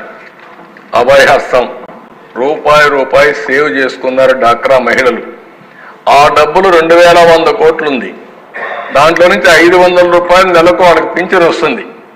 అది కూడా తీసుకొని కొట్టేశాడు. అది కూడా డైవర్ట్ చేసి ఖర్చు పెట్టేశాడు. అవన్నీ ఉన్నాయి, అక్కడ ముందే చూపించాను అవన్నీ. అంటే ఇంకా కొన్ని మాకు లెక్కలు రాలేదు, మీరు కూడా ఎత్తికి మాకు చెప్పండి. ఎక్కడెక్కడ నేరస్తులు చేసినప్పుడు చాలా పగడ్బందీగా చేస్తారు. నేరస్తుల్ని పట్టుకోవాలంటే కూడా టెక్నాలజీ కావాలి, మనకు చాలా నాలెడ్జ్ కావాలి. నేరస్తులు ఎప్పుడు కూడా చాలా తెలివిగానే చేస్తూ ఉంటారు. నెక్స్ట్ ఇక్కడ మీరు ఒకసారి చూస్తే ఖర్చులు ఆదాయం కంటే పెరిగాయి. అందుకనే 19-20 27% లోటు ఉంది ఖర్చులకి ఆదాయానికి. 20-21 43%, 21-22 31%, 22-23 37%, 23-24 30% డిఫరెన్స్ ఉంది. తగ్గలేదు. ఆడికి అయిపోయింది. ఆడికి వచ్చేదంతా ఆడికి ఖర్చు పెట్టేదంతే. ఖర్చు పెట్టలేకుండా ఆడికి వదిలేశారు. ఇంకా అప్పులు దొరక్క. నెక్స్ట్ డెట్ బర్డెన్ మన స్టేట్కి ఎంత అయిందో ఒకసారి మనం చూస్తే, నెక్స్ట్ ఇది ఈరోజు అప్పు 2019 మార్చికి 3,75,000 కోట్లు, 12 జూన్ 2024కి 9,74,000 కోట్లు ఇప్పటికొచ్చిన లెక్కల ప్రకారం. ఈ లెక్కలు ఇంకా పెరిగే అవకాశం ఉంటుంది, కార్పొరేషన్స్ అన్ని కలిపి. అందుకే అక్కడ చూపించాం. గవర్నమెంట్ డెట్ 4,38,278 కోట్లు, public account liabilities 80,914, corporation debt 2,48,677 కోట్లు, సివిల్ సప్లైస్ కార్పొరేషన్ 36,000 కోట్లు, పవర్ సెక్టర్ 34,207 కోట్లు, outstanding dues to vendors అన్ని స్కీమ్స్ అన్ని చూస్తే 1,13,244 కోట్లు. ఆ కాంట్రాక్ట్లు కూడా. Outstanding dues to employees 21,940 కోట్లు, non contribution to sinking fund అని 1,196 కోట్లు. అంటే ఇప్పుడు మొత్తంగా మనం చూస్తే 1,13,000 కోట్లు, 22,000 కోట్లు. ఈ రెండు అప్పులకు యాజ్ ఆన్ టుడే బిల్స్ రెడీగా ఉన్నాయి. వాళ్ళు ఏం చేయాలని అర్థం కాదు, మళ్ళా డెవలప్మెంట్ చేయాలి. ఆ పరిస్థితిలో మనం ఉన్నాం ఈరోజు. నెక్స్ట్ ఇక్కడ మళ్ళా ఒకసారి మీరు చూస్తే ఈచ్ డిపార్ట్మెంట్ 1,35,000 కోట్లకు బ్రేకప్ ఇచ్చాం. ఫైనాన్స్ లో బిల్స్ 19,000 పెండింగ్ ఉన్నాయి, సాగునీటి ప్రాజెక్టులకు 19,000 పెండింగ్ ఉన్నాయి, Panchayati Raj rural development 14,600, industries and commerce 12,000, housing 8,000, municipal administration and urban development 7,700, infrastructure investment 7,600, health medical and family welfare 6,400, food and civil supplies 5,600 కోట్లు, social welfare 5,443, secondary education 5,400, energy infrastructure 5,100, backward classes welfare 2,900, transport roads and buildings 2,500, agriculture market cooperation 2,300, revenue 1,263, others 9,318, 1,35,224 కోట్ల రూపాయలు అప్పులు ఉన్నాయి. అంటే మామూలు అప్పులు కాదు, ఇప్పుడు పే చేయాల్సిన అప్పులు, కరెంట్ అప్పులు ఇవి. ఇక్కడవన్నీ స్ట్రక్చర్డ్ అప్పులు, ఇవి మనం ఇప్పుడు అప్పులు ఉండేటివి. ఇవి పే చేసే తప్ప తెలిసిన అప్పులు, అవి కూడా తెలిసిన అప్పులు, మన నోటీస్కి వచ్చిన అప్పులు. ఇంకా అప్పులు వాళ్ళకి చెప్తే అవన్నీ లెక్కేసుకోవాలి. మన ఫైనాన్స్ డిపార్ట్మెంట్ ఆ పనే చేస్తున్నారు ఇప్పుడు. నెక్స్ట్ ఇది కాకుండా కోర్టులో దగ్గర మీరు ఒకసారి చూస్తే కంటెంప్ట్ కేసులు ఎవ్రీడే 5,615 కేసులు వేశారు. 1,760 కోట్లకి రిట్ పిటిషన్స్ విత్ డైరెక్షన్స్ ఇచ్చింది 3,209 కేసులకు ఇచ్చారు, 17,081 కోట్లకి. ఇంకొక పక్కన రిట్ పిటిషన్స్ ఇంకా అడ్మిట్ కావాలి 16,000, మొత్తం 24,988 రిట్లు ఫైల్ చేశారు 3,542 కోట్ల కోసం. అంటే ఆ లెక్క మళ్ళా పోయి లీగల్ గా ఉంటే అది ఒక లాయర్లు పెట్టుకోవడం ఒక యాంగిల్. లాయర్ల కంటే దశ ఐఏఎస్ ఆఫీసర్ని సిఎస్ అని లేకపోతే సీనియర్ ఆఫీసర్ని పిలిపించి కోర్ట్ హాల్లో నిలబెట్టి నువ్వు మేము ఇచ్చిన ఆర్డర్ ఇంప్లిమెంట్ చేయలేదు కాబట్టి జైలుకు పంపించిన సందర్భాలు ఉన్నాయి, పనిష్మెంట్ జైలుకు కూడా పంపించిన సందర్భాలు ఉన్నాయి. ఒక దుర్మార్గుడి పాలనలో అధికార యంత్రాంగం ఏ విధంగా నిర్వీర్యమైపోతుంది, అధికారులు కూడా మానసిక క్షోభ ఏ విధంగా అనుభవిస్తారో చేయని తప్పుకి. వీళ్ళు చెప్పారు నువ్వు అపోజ్ చేయమని, నువ్వు డబ్బులు ఇవ్వద్దని, ఇవ్వలేమని. వీళ్ళు ఇవ్వలేకపోయారు, వాళ్ళు డైరెక్షన్ ఇచ్చారు, ఆ డైరెక్షన్ ఫుల్ఫిల్ చేయలేకపోయారు. అప్పుడు ఏం చేశారు కోర్టు, ఎవరైతే కన్సర్న్ ఆఫీసర్ ఉన్నాడో ఆ ఆఫీసర్ని కంటెంప్ట్ కింద జైలు పంపిస్తున్నారు, పనిష్మెంట్ ఇస్తున్నారు. అంటే ఎక్కడికి పోతున్నాం? అదే అడ్మినిస్ట్రేషన్ చేసినటువంటి దుర్మార్గమైన పాలన. 1-2 తప్పులుంటే కరెక్ట్ చేసుకుంటా, ఇన్ని తప్పులు ఎట్లా కరెక్ట్ చేస్తారు దేశ? నెక్స్ట్ ఇంకొక పక్కన ఇది ఎందుకు ఇవన్నీ వచ్చాయనికి ఒక చిన్న ఉదాహరణ మీకు. ఎప్పుడు కూడా క్యాపిటల్ ఎక్స్పెండిచర్ చాలా ముఖ్యం. ఆదాయం రావాలంటే రెవెన్యూ ఎక్స్పెండిచర్ కంపల్సరీగా ఉంటుంది. జీతాలు ఇవ్వడం లేకపోతే వెల్ఫేర్ ఇవ్వడం ఇవి ఇవ్వాలి. బ్యాలెన్స్ అనేది ఇంపార్టెంట్, అక్కడే క్యాపిటల్ ఎక్స్పెండిచర్. ఈ క్యాపిటల్ ఎక్స్పెండిచర్ మీరు చూస్తే దగ్గర 5 ఏళ్లలో 2014-19 కంటే 60% తగ్గిపోయింది. 40% ఖర్చు పెట్టే పరిస్థితికి వచ్చారు. 40% ఖర్చు పెట్టారు కాబట్టి ఆదాయం తగ్గిపోయింది. ఓసారి గ్రోత్ నేను మొన్న కూడా మీకు చెప్పాను, 1% గ్రోత్ వస్తే 15,000 కోట్ల రూపాయల ఆదాయం అదనంగా వస్తుంది. 5% పెంచుకోగలిగితే 75,000 కోట్లు వస్తుంది. నిన్న కేంద్రం 15,000 కోట్ల రూపాయల అప్పు కానీ ఏదైనా కానీ మన అమరావతికి ఇస్తే మనం సంబరపడిపోయాం, మనం సంపాదించుకోలేక. ఇది ఒక ఎగ్జాంపుల్ ఇది. అందుకే ఈరోజు మీరు చూస్తే తెలంగాణ ఆంధ్రప్రదేశ్ రెండు కూడా విడిపోయినప్పుడు కొన్ని డిసడ్వాంటేజెస్ ఉన్నా 18-19కి బ్యాలెన్స్ చేయడానికి ముందుకు పోయాం. ఈరోజు అందుకోలేనటువంటి డిస్టెన్స్కి వెళ్ళిపోయాం. 5 ఏళ్లలో జరిగిన డ్యామేజ్, అక్కడ జరిగే అభివృద్ధి వల్ల మొత్తం దెబ్బతిన్నాం. ఈరోజు మీరు ఇక్కడ చూస్తే ఒక్క వాటర్ రిసోర్స్ లో 14-15-19లో 45,000 కోట్లు పెడితే 20,000 కోట్లు కూడా పెట్టలేదు. ట్రాన్స్పోర్ట్, రోడ్స్ అండ్ బిల్డింగ్స్ 8,808 కోట్లు పెడితే వీళ్ళు పెట్టింది 1,300 కోట్లు.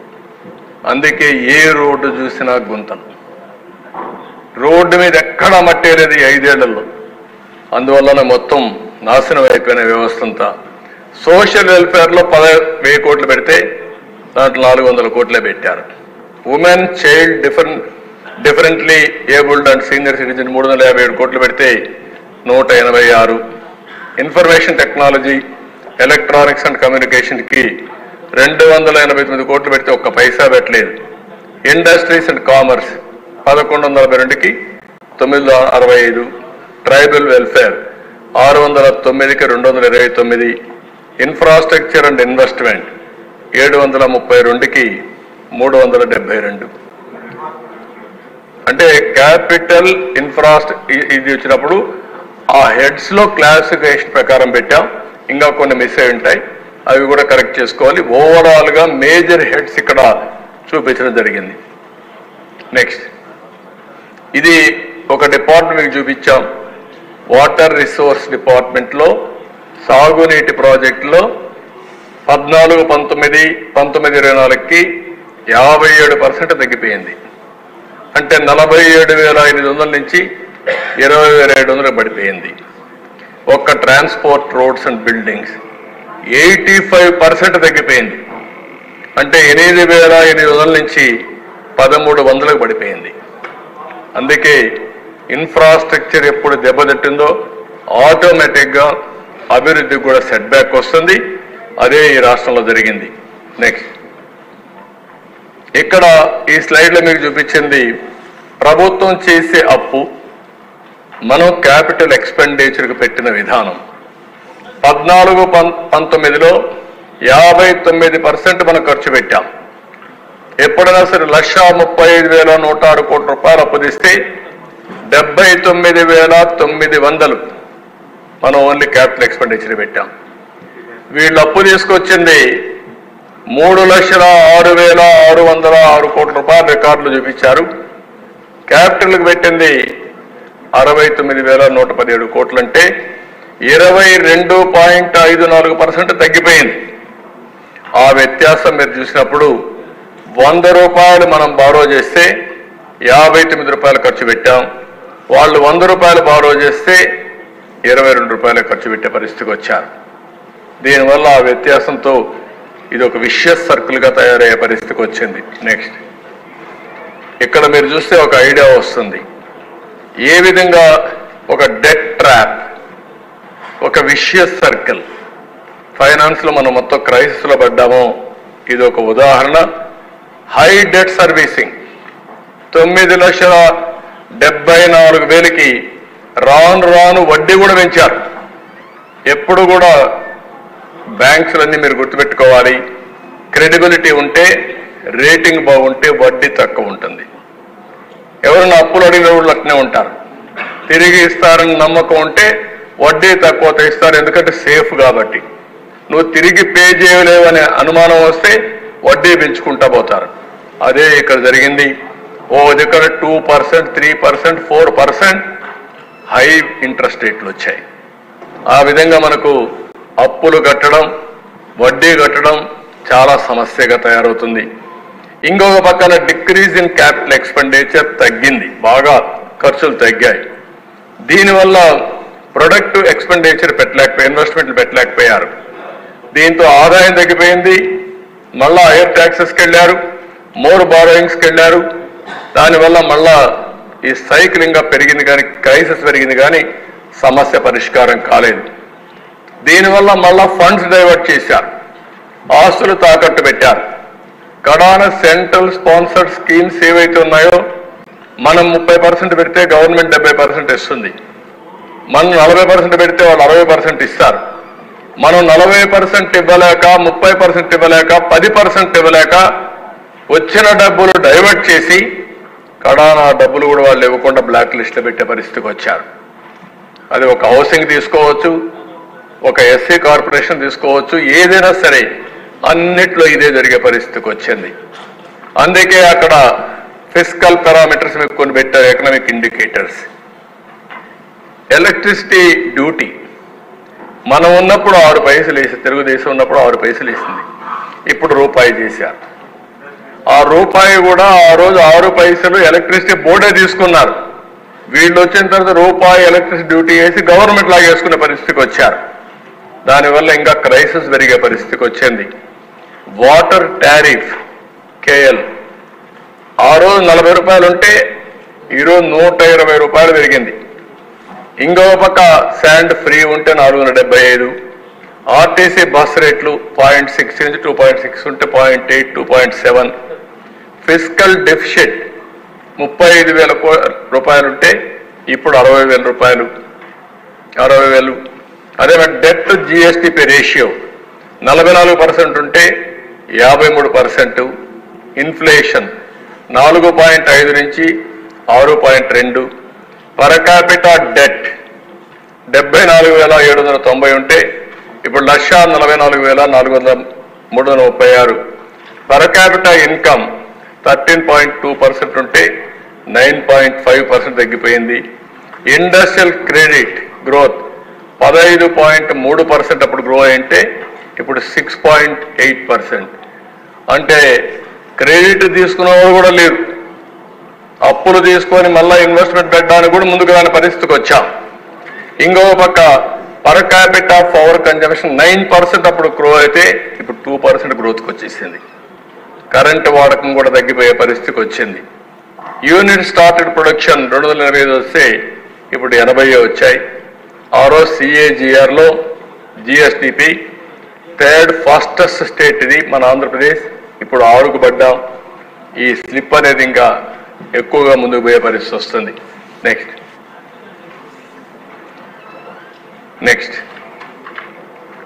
ఇప్పుడు ఇక్కడ చూసినప్పుడు ఫైనాన్షియల్ స్ట్రెస్ ఉంది. ఇంకో పక్క ఎక్స్పెండిచర్ కూడా ఒకసారి మీరు చూస్తే మీకు అందరికీ ఒక క్లారిటీ రావాలి. నేను ముందే చెప్పాను 9,74,000 కోట్ల రూపాయలు అప్పు ఉంది. 14-15లో మన ఆదాయం స్టేట్ ఓన్ రిసోర్సెస్ వచ్చి 38,000 కోట్లుంటే salaries pensions excluding welfare pensions అవన్నీ తీయేస్తే 24,708 ఉంది. అది 65%. 18-19కి అది 84.9% పెరిగింది. 2023-24కి 106% పెరిగే పరిస్థితి వచ్చింది. ఇవన్నీ కూడా మనకు salaries pensions unpaid HR liabilities ఇవన్నీ వస్తాయి. అంటే ఈరోజు దీనివల్ల ఏమైంది, ఎక్కువ ఆధారపడే పరిస్థితికి వచ్చాం. అప్పుల మీద ఎక్కువ బారో చేసే పరిస్థితికి వచ్చాం. ఈరోజు 24-25కి ఎక్కడ చేరామంటే శాలరీస్ పెన్షన్స్ 92,809 కోట్లు, debt servicing including corporations 71,881, essential committed expenditure 1,64,750, united revenue state own revenues all these things లెక్కేసుకుంటే 1,45,643. ఆ స్లైడ్ మీరు చూసినప్పుడు మన ఆదాయం మొత్తం 1,45,643 మొత్తం ట్యాక్స్ రెవల్యూషన్ సెంట్రల్ గవర్నమెంట్ ఇచ్చేది, స్టేట్ గవర్నమెంట్ వచ్చేది మొత్తం ఆదాయం. దాంట్లో మన ఖర్చులు ఎసెన్షియల్ ఖర్చులే శాలరీస్ పెన్షన్స్ అన్ని 93,000 కోట్లు. అప్పు వడ్డీ 72,000 కోట్లు. 72,000 కోట్ల రూపాయలు మనకు వచ్చే ఆదాయం నుంచి అప్పులు కట్టాలి, వడ్డీలు కట్టాలి, ఆ పైన శాలరీస్ పెన్షన్స్ ఎసెన్షియల్ సర్వీసెస్ అన్నిటి ఖర్చు పెట్టాలి. దీంట్లో గ్యాప్ చూస్తే 19,000 కోట్ల రూపాయలు యాజ్ ఆన్ నౌ. దానికే ఇంకా ఆలోచించాలి. మీరు అందరూ కూడా ఆలోచించి ఇన్నోవేటివ్గా ప్రజలకు కూడా తెలియాలి, అన్ని విషయాలు వాళ్ళకు తెలియాలి, మీకు తెలియాలి. తెలిసిన తర్వాత ఏం చేయాలో అక్కడి నుంచి ప్రారంభించాలి. ఆదాయాన్ని పెంచుకునే మార్గాలు ఆలోచించాలి. ఎవ్రీ 100 రూపాయలు మనకు ఆదాయం వస్తే 113 కోట్లు 13 రూపాయలు ఖర్చులకు కావాలి. అంటే 13 రూపాయలు అప్పులన్నా చేయాలి, లేకుంటే ఏం చేయాలి ఇక్కడికి మళ్ళా మనం ప్రామిస్ చేసేటి ఎక్స్ట్రా లేవు. నెక్స్ట్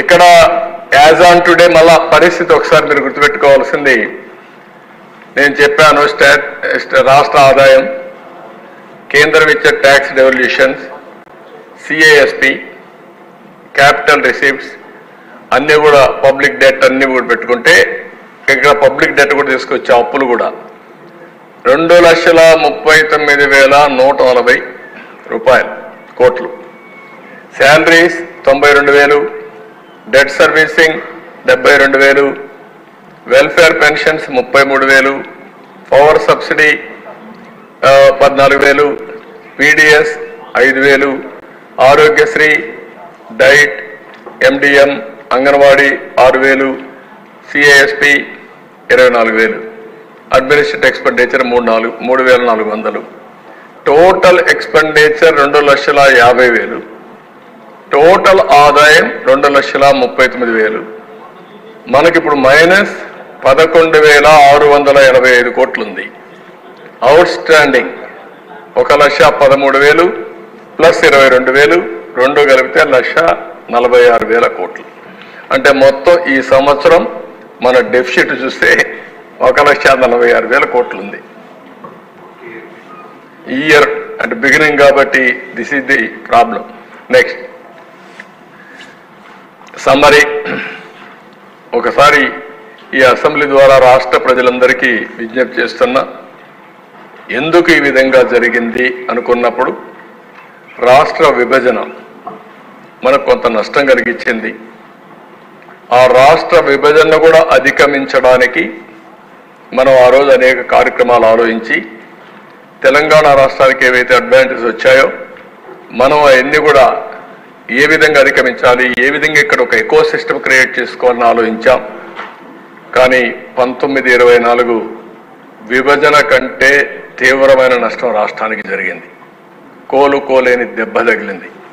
అందుకే ఇక్కడ మళ్ళా నేను బ్రీఫ్ చేస్తున్న 6 వైట్ పేపర్లు మనం పబ్లిసైజ్ చేశాం.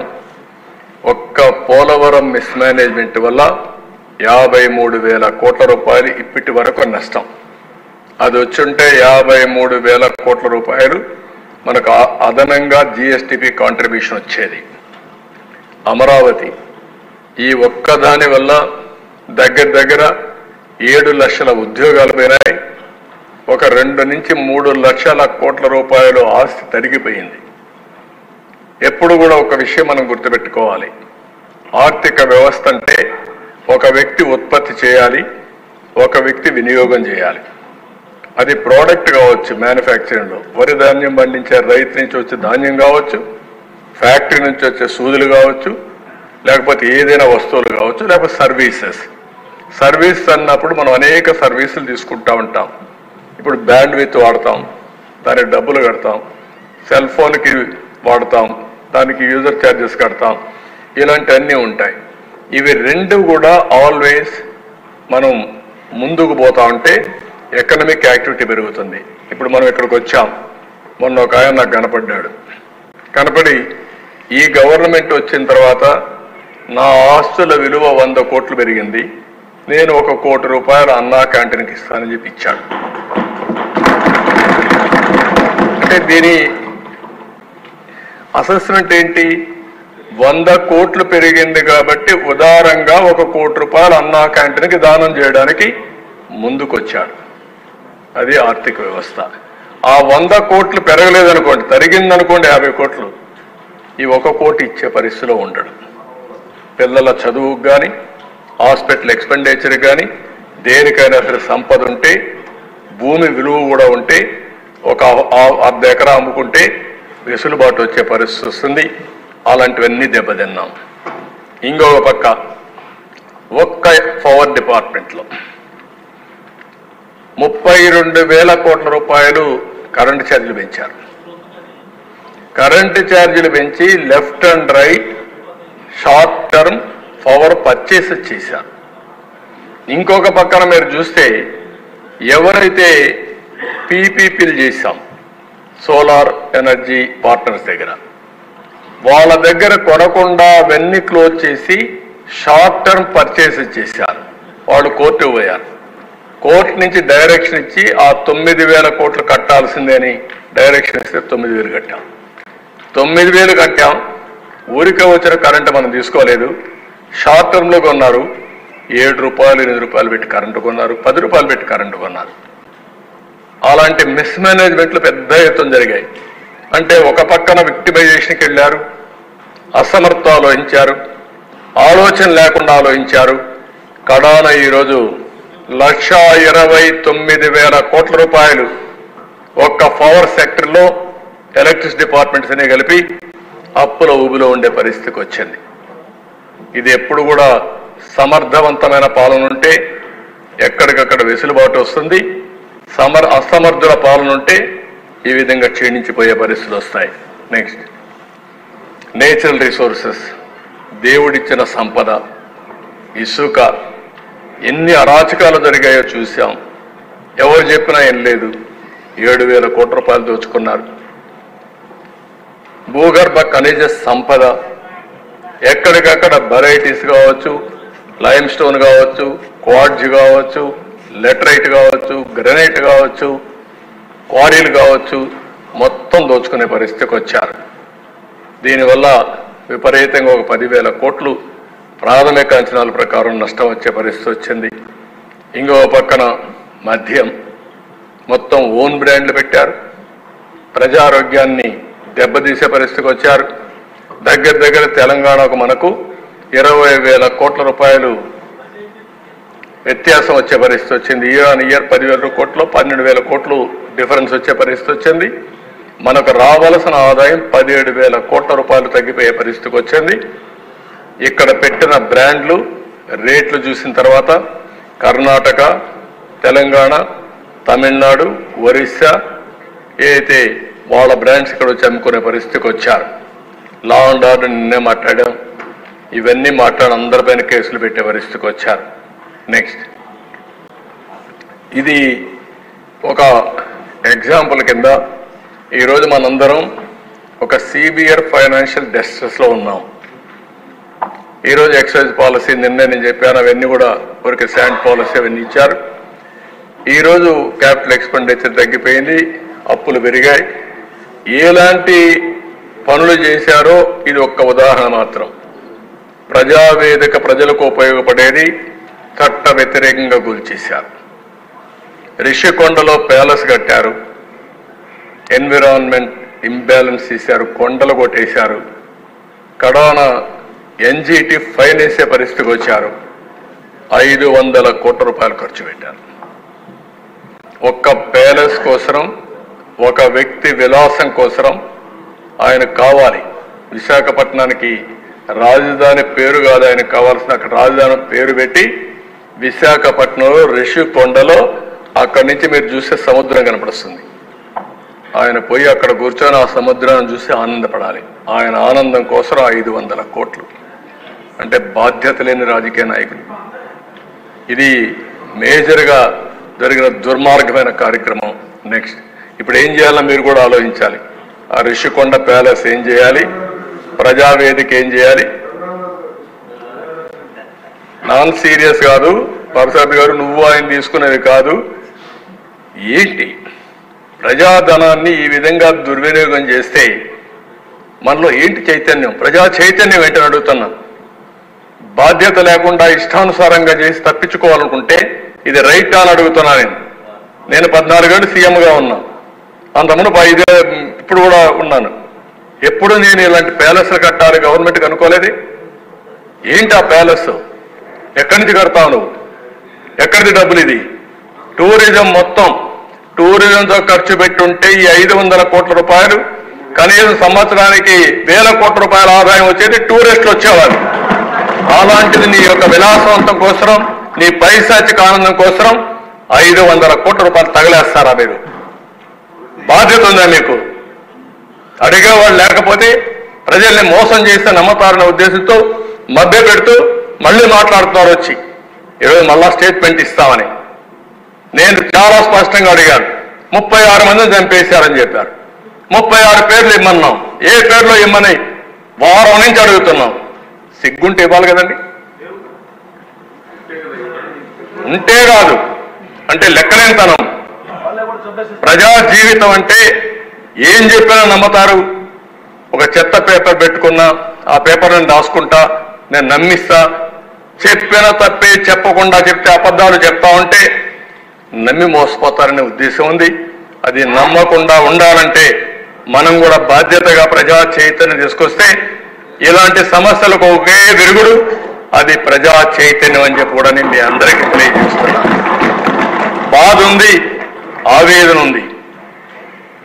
మనం హామీలు ఇచ్చాం, సూపర్ 6 చెప్పాం. చూస్తే భయం వేస్తా ఉంది. ముందు కదలలేకపోతున్నాం. ఈ విషయాలు రాష్ట్ర ప్రజానీకం కూడా ఆలోచించాలి. సీరియస్గా ఆలోచిస్తే తప్ప ఈ సమస్యగానే ఎప్పుడూ ఉంటుంది. ఏ నాయకుడైనా సరే, పబ్లిక్ లైఫ్లో ఉండే నాయకుడు, ప్రజా జీవితంలో ఉన్న నాయకుడు బాధ్యతగా ఉండాలి. మనం ట్రస్టీస్ మాత్రమే, పెత్తందారులు కాదు. ఇష్టానుసారంగా దుర్వినియోగం చేయడం, విలాసవంతంగా ఎంజాయ్ చేయడం, లేకుంటే ఇష్టం వచ్చేట్టు చేయడం, తద్వారా ప్రజలకు అన్యాయం చేయడం కరెక్ట్ కాదు. అదే జరిగింది 5 సంవత్సరాల్లో. ఆ విషయాలే ప్రజలకు మనం చెప్పాల్సిన అవసరం ఉంది. అదే సమయంలో నెక్స్ట్, ఈరోజు మనం గుర్తుపెట్టుకోవాలి, ఇవన్నీ జరిగాయి కాబట్టి ప్రజల్లో విపరీతమైన రియాక్షన్ వచ్చింది. 2019లో మనం ప్రజల్ని ఎడ్యుకేట్ చేశాం, కానీ ఆ రోజు ఒక అనుభవం వాళ్ళకు ఊహించకుండా ఓట్లేసి గెలిపించారు. 151 సీట్లతో గెలిపిస్తే నమ్మక ద్రోహం చేశారు, తీరని ద్రోహం చేశారు. దాని ఫలితం మనం కూడా అనుభవించాం, ప్రజలు అనుభవించే పరిస్థితికి వచ్చాం. ఈరోజు మళ్ళీ ప్రజల్లో ఎప్పుడూ రానంత నమ్మకం, నా జీవితంలో ఎప్పుడు ఎన్నో 10 ఎలక్షన్లు, నిన్న జరిగింది 10th ఎలక్షన్, నేనే కండక్ట్ చేసిన ఎలక్షన్లు, ఎప్పుడూ రానంత మెజారిటీ వచ్చాయి. 93% స్ట్రైక్ రేట్, 57% ఓట్లు పడ్డాయి. 94లో పెద్ద ఊపున్నప్పుడు, వేవ్ ఉన్నప్పుడు వచ్చింది 51% వచ్చాయి. అలాంటిది 57% వచ్చాయి. అంటే ఇది అన్ప్రెసిడెంటెడ్ హిస్టరీ ఇన్ ఆంధ్రప్రదేశ్. అదే సమయంలో భారతదేశ చరిత్రలో కూడా ఇలాంటి అరుదైన మ్యాండేట్లు వచ్చింది చాలా తక్కువ. అలాంటి మ్యాండేట్ ఇచ్చారు. అయితే ఇక్కడ మనందరం గుర్తుపెట్టుకోవాల్సింది, ఒక సమ్టైమ్స్ కొన్ని జరుగుతూ ఉంటాయి. 19లో జరిగిన అన్యాయం,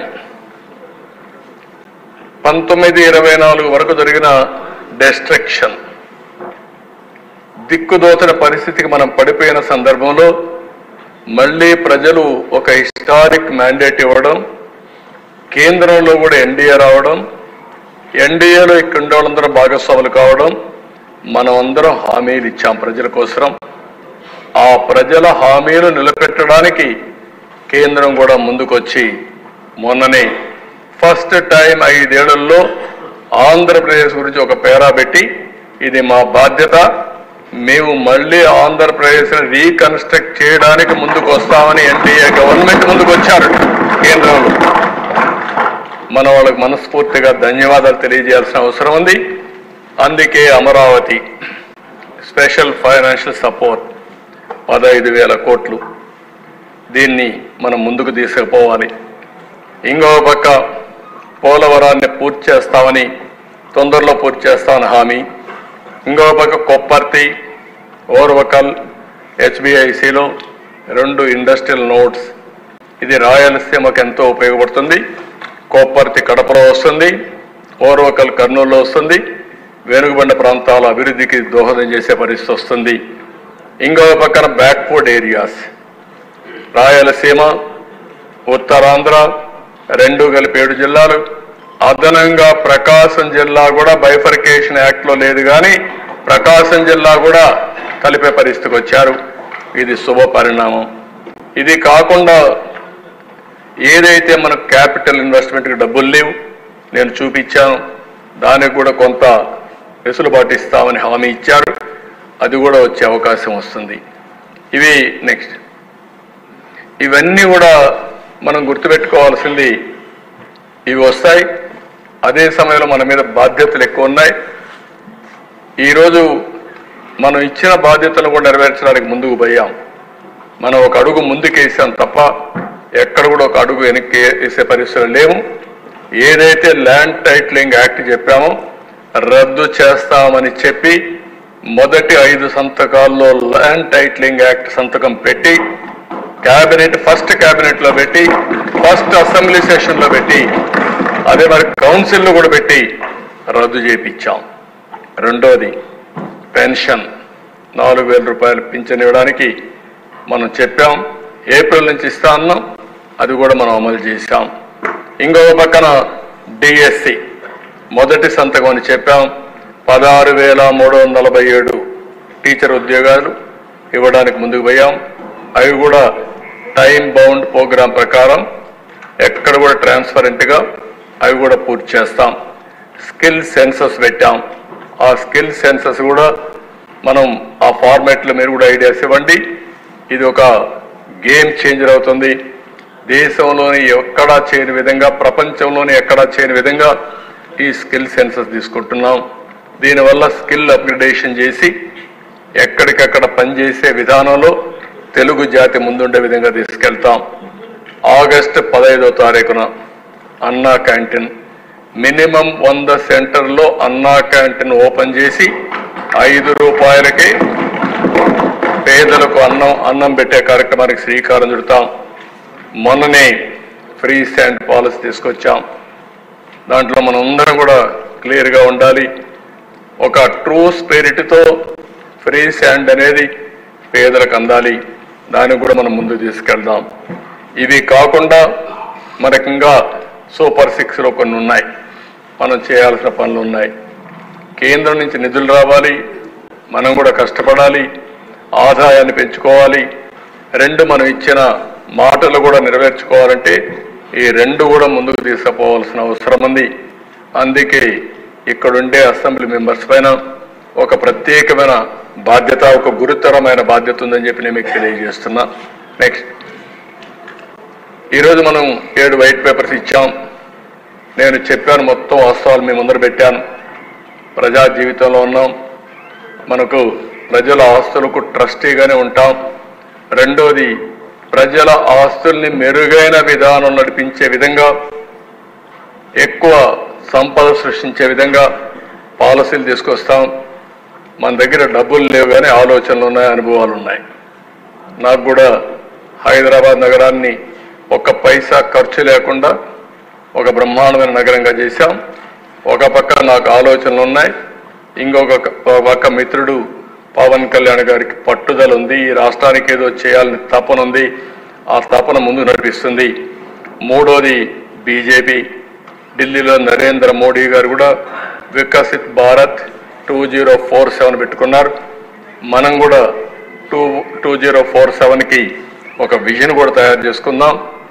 నేను అందుకే మిమ్మల్ని అందరినీ విజ్ఞప్తి చేస్తున్నా, రొటీన్గా మామూలు అడ్మినిస్ట్రేషన్లో కాకుండా క్రియేటివ్గా ఏం చేయగలుగుతాం, సంపద సృష్టించే మార్గాలు ఏమేమి ఉన్నాయి.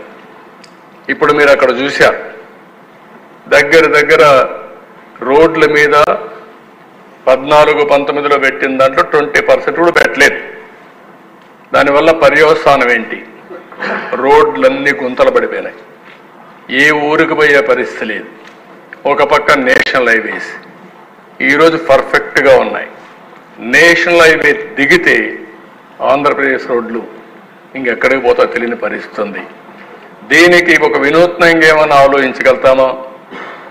మన దగ్గరుండే డబ్బుల్ని ఏ విధంగా సద్వినియోగం చేయడం కోసం ఇప్పుడు గవర్నమెంట్ ఆఫ్ ఇండియాలో కూడా నీతి ఆయోగ్ కానీ గవర్నమెంట్ ఆఫ్ ఇండియా కానీ కొన్ని ప్రోగ్రాంలు తీసుకొచ్చారు.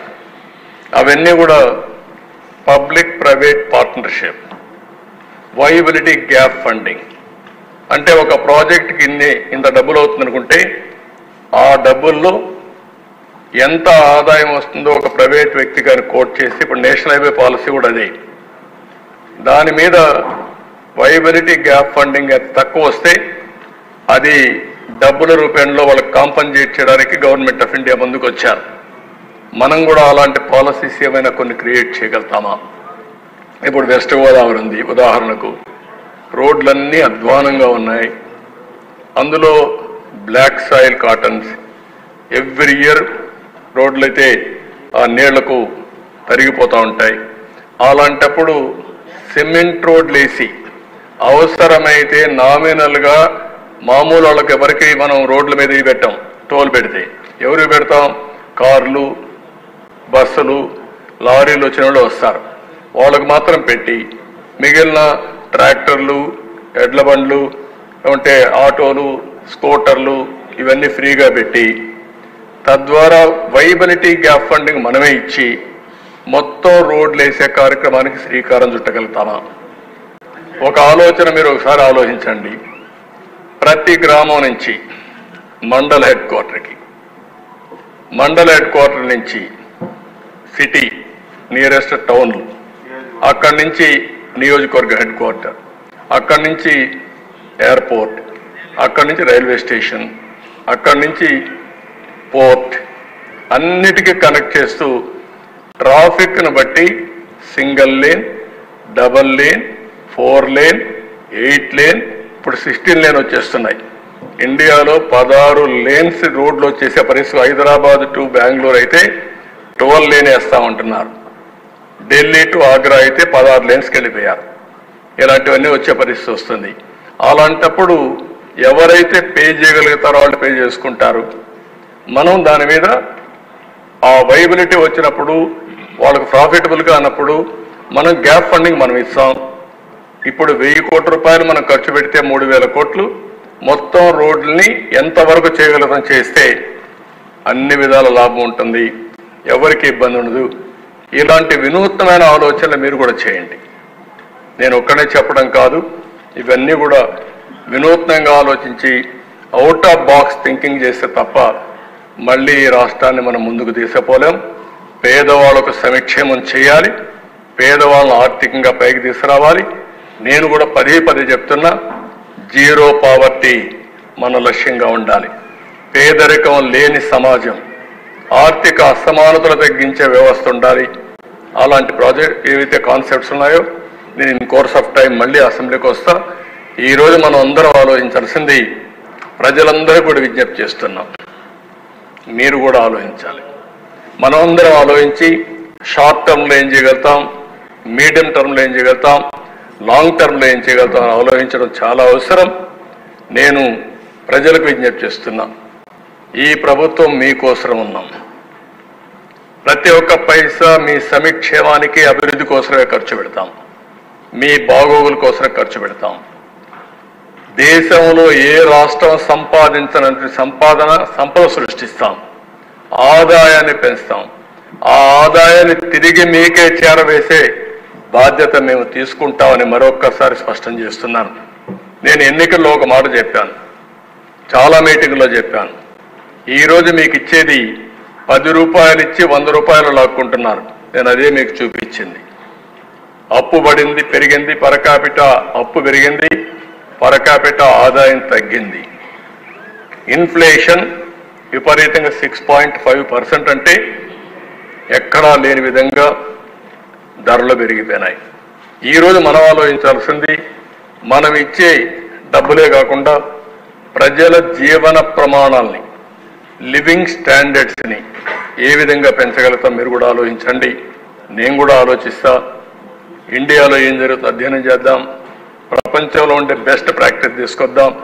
టెక్నాలజీ కూడా మనకు హ్యాండీగా ఉంది. ఒక వినూత్నమైన పాలసీస్ ద్వారా మళ్ళీ రాష్ట్రాన్ని బాగు చేసి మనం ఏ మాటలైతే చెప్పామో, ఏ హామీలైతే ఇచ్చామో, సూపర్ 6లో చెప్పినట్టు అన్ని కూడా అమలు చేసి అటు ఎన్డీఏ సపోర్ట్ కూడా తీసుకుని ఇటు మనం కూడా కష్టపడి పనిచేసి మనం ఇచ్చిన మాట నిలబెట్టుకోవడానికి ముందుకు పోవాల్సిందిగా నేను మిమ్మల్ని అందరూ కోరుకుంటూ, నేనేదో ఈ ప్రజెంటేషన్ అంతా ఇచ్చానంటే కష్టాలు తెలియాలి, భవిష్యత్తుకు ఏం కావాలని ఆలోచించాలి. అదే సమయంలో ఎంత అన్యాయం చేశారో, ఎంత దుర్మార్గం చేశారో చెప్పడమే కాకుండా మళ్ళీ ఒక భరోసా ఇవ్వాలనే ఉద్దేశంతోనే నేను ఈ వైట్ పేపర్లు పెట్టాను. ఇది అయిన తర్వాత 2 నెలల్లో బడ్జెట్తో వస్తాం. ఆ బడ్జెట్ అప్పుడు మీ అందరూ ఆలోచనలు తీసుకుంటాం. ఫైనల్గా అందరినీ ఒకటే కోరుతున్నాం, మీ నియోజకవర్గాల్లో ప్రజా చైతన్యానికి శ్రీకారం చుట్టండి, చెప్పండి, డిస్కస్ చేయండి. ప్రజలు పెట్టుకున్న నమ్మకాలు మన మీద ఎక్కడా వమ్ము చేయకుండా ఆ నమ్మకాన్ని కాపాడుకోవడం కోసం అనునిత్యం పనిచేస్తామనే విధంగా మీరు చెప్పి ప్రజా చైతన్యానికి నాంది పలకాలి. అదే సమయంలో ప్రతి ఒక్కరికి న్యాయం చేసే దిశగా ఈ ప్రభుత్వం ముందుకు పోతుంది. మీరందరూ కూడా సహకరించవలసిందిగా మరొకసారి కోరుకుంటూ, మనందరి స్టేక్ హోల్డర్స్ ప్రజలు, ఆ ప్రజలకు విజ్ఞప్తి చేస్తున్నాం, మేము మీకు అండగా ఉంటాం. వాస్తవాలు అర్థం చేసుకోండి. ఇదే కానీ గవర్నమెంట్ 19లో కూడా కంటిన్యూ అయింటే ఇన్ని ఇబ్బందులు వచ్చేటివి కాదు. ఒక గవర్నమెంట్ మార్పు ఎన్ని ఇబ్బందులు వచ్చాయి, అన్ని ఇబ్బందులు వచ్చాయి. కానీ గవర్నమెంట్ మారినా పర్వాలేదు, దుర్మార్గులు రాకుండా ఉంటే ఇన్ని ఇబ్బందులు వచ్చేటివి కాదు. 2004లో సమైక్య ఆంధ్రప్రదేశ్ ప్రభుత్వం మారింది, 9లో మళ్ళా ఎలక్షన్స్ అయినాయి, మళ్ళీ 14 అయినాయి, 14లో విభజన జరిగింది.